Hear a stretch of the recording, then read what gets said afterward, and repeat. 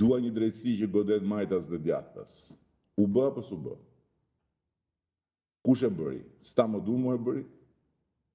Timoni pra. E bëri Timoni.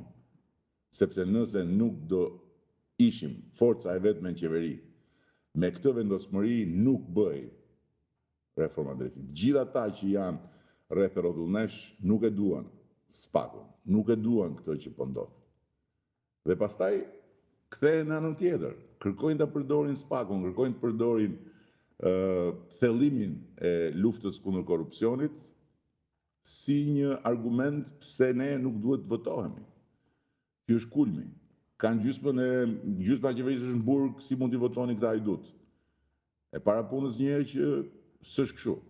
S'është kështu se po t'i marrësh qartësisht t'i numërosh edhe të shohësh cilësisht se për çfarë bëhet fjalë, nuk është fare kështu e para punës.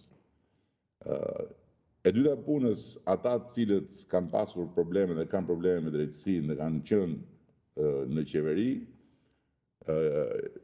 janë antarë kabinetesh të mandatit parë, mandatit dytë, të fillimit mandatit tetë, por nuk ka rëndësi kjo. Çfarë ka rëndësi?